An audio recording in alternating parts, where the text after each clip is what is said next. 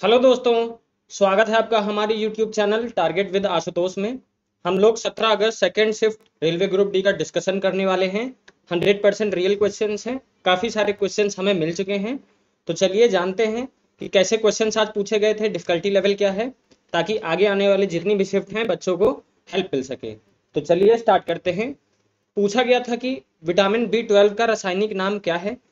देखिए, पहले शिफ्ट में भी पूछा गया था विटामिन डी का रासायनिक नाम, इस बार पूछा गया है विटामिन B12 का रासायनिक नाम।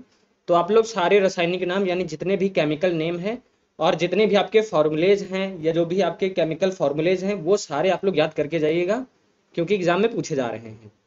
तो विटामिन B12 का रासायनिक नाम क्या हो जाएगा? साइनोकोबैलामिन हो जाएगा। अब आगे देखते हैं क्या क्वेश्चन पूछा गया था। संघाई हिरन किस राज्य में पाया जाता है? तो जो आपके संघाई हिरन है किस राज्य में पाए जाते हैं? आपके मणिपुर के राज्य में पाए जाते हैं।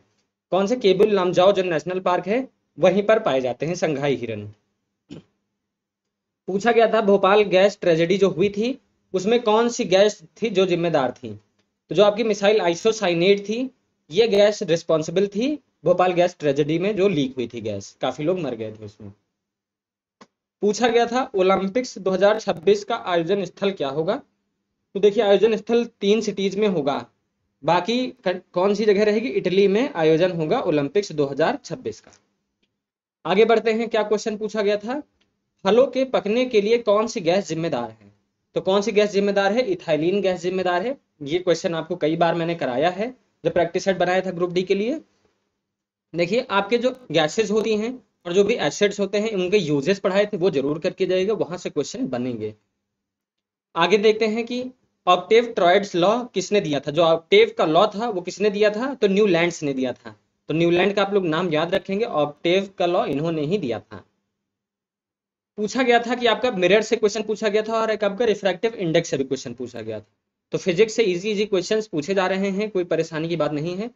पेपर आपका लगभग मॉडरेट था, ज्यादा डिफिकल्ट भी नहीं था, ज्यादा इजी भी नहीं था, तो मॉडरेट लेवल का पेपर था, अटेम्प्ट करने लायक था। तो पूछा गया था कि समतल दर्पण से कौन सा प्रतिबिंब बनता है, यानी प्लेन मिरर से कौन सी इमेज बनती है? तो वर्चुअल इमेज बनती है। आधुनिक आवर्त सारणी के पिता के रूप में किसे जाना जाता है? तो यानी जनक, मॉडर्न पीरियोडिक टेबल के जनक के रूप में किसे जाना जाता है? तो कौन है वो? मेंडलीव हैं।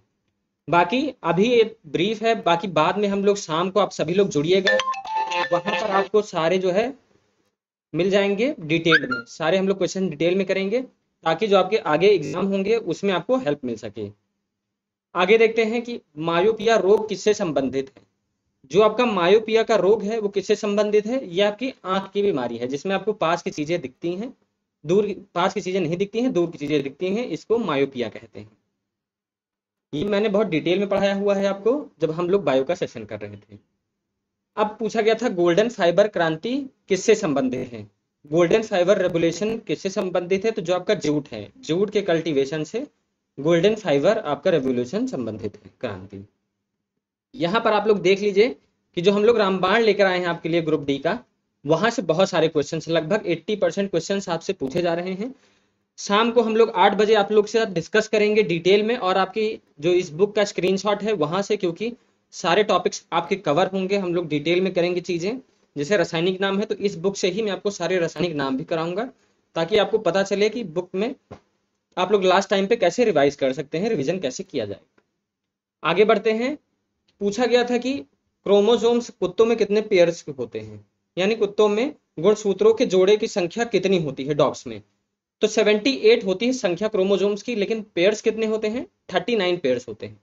तो अब आप लोग क्या करेंगे कि जितने भी पेयर्स होते हैं क्रोमोसोम्स के वो सारे करेंगे, और शाम को आप लोग नहीं कर पा रहे हैं तो ये मैं कराऊंगा, सभी लोग 8 बजे लाइव जुड़ेंगे, लाइव क्लास होगी 8 बजे। सारी चीजें डिटेल में होंगी, जैसे आज क्वेश्चंस पूछे गए हैं पूरा डिटेल किया जाएगा कि कैसे क्वेश्चंस आगे पूछे जा सकते हैं, उनसे रिलेटेड चीजें हम लोग आज कवर करेंगे। मन्नार की खाड़ी कहाँ स्थित है? तो जो आपकी मन्नार की खाड़ी है ये आपकी श्रीलंका और भारत में बीच में स्थित है, यानी कि श्रीलंका और भारत को अलग करती है मन्नार की खाड़ी। और पाल्क जल संधि यानी पाल्क स्ट्रेट वो भी यहीं पर मौजूद है आपकी। पूछा गया था हाजी अली दरगाह कहाँ पर है? तो हाजी अली दरगाह आपकी कहाँ पर है? मुंबई में स्थित है हाजी अली दरगाह। तो जितने भी इंपॉर्टेंट मॉन्यूमेंट्स हैं उनकी लोकेशन पूछी जा रही है, ये भी आपको कवर कराया जाएगा आज।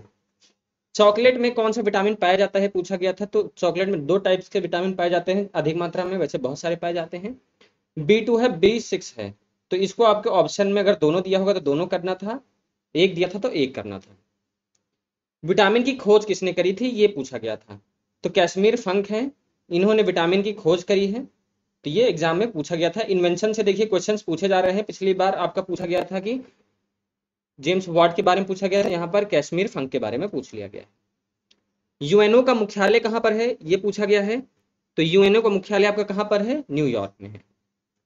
एनजीटी के चेयरमैन पूछे, नियुक्तियां पूछी जा रही हैं, नियुक्तियां आप लोग सभी लोग करेंगे, नियुक्तियां रिवाइज करना पड़ेगा आप लोग को, और मैं आपको स्क्रीनशॉट दूंगा नियुक्तियां कैसी बुक से, रामबाण वाली से, तो आप लोग वहां से नियुक्तियां सारे कर लीजिएगा। तो नियुक्तियों से 2 सवाल बने हैं, एक आपका एनजीटी के चेयरमैन बने हैं, वो कौन है, आदर्श कुमार गोयल जी हैं।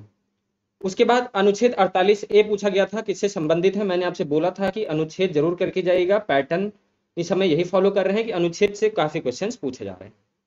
तो 48A किससे है, इसमें क्या है कि जो आपके वातावरण है उनकी रक्षा और सुरक्षा के लिए, और जो भी आपके वन्य जीव जंतु हैं और आपके जो जंगल हैं उनके सुरक्षा के लिए 48A जिम्मेदार।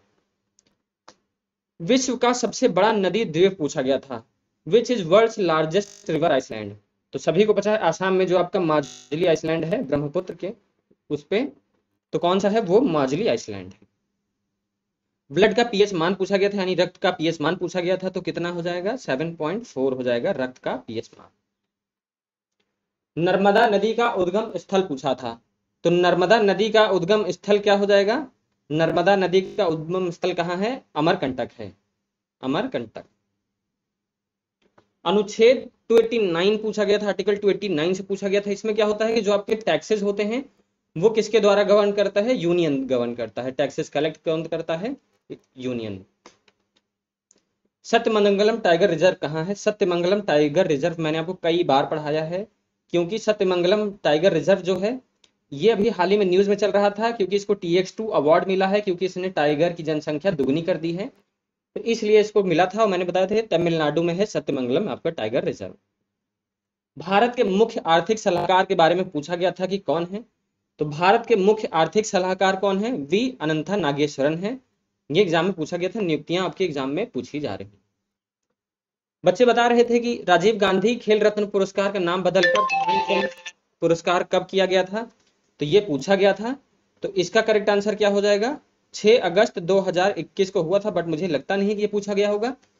इसका नाम ये पूछा गया होगा, इसका ये पूछा गया होगा क्वेश्चन कि मेजर ध्यानचंद जो पुरस्कार है वो किसका नाम बदलकर रखा गया है, तो करेक्ट आंसर हो जाना चाहिए राजीव गांधी खेल रत्न पुरस्कार। तो जैसा क्वेश्चन होगा आप लोग कमेंट सेक्शन में बताइएगा इसका आंसर। पूछा गया था पर्यावरण संरक्षण अधिनियम कब पारित किया गया था, तो environment protection act was passed in 1986। ये पूछा गया था, बच्चे बता रहे थे कि स्टैचू ऑफ यूनिटी पूछा गया था, अगर स्टैचू ऑफ यूनिटी पूछा गया था ये कहाँ पर है, तो गुजरात में है, ये सभी को पता होगा। तो हमें आज टोटल इतने ही क्वेश्चंस मिले थे, अराउंड 30 क्वेश्चंस हैं ये। शाम को आपको सारे डिटेल में सारे शिफ्ट के कंबाइन करके क्वेश्चंस मिल जाएंगे, उसका डिटेल एनालिसिस भी करेंगे हम लोग, देखेंगे कल क्या पूछा जा सकता है। तो शाम को 8 बजे जरूर जुड़िएगा और हमारे चैनल को लाइक सब्सक्राइब जरूर कर लीजिएगा, ताकि हमारी सारी इंपॉर्टेंट अपडेट्स आप तक पहुंच सके। तो थैंक यू, जिनका भी आगे पेपर है उनके लिए बेस्ट ऑफ लक।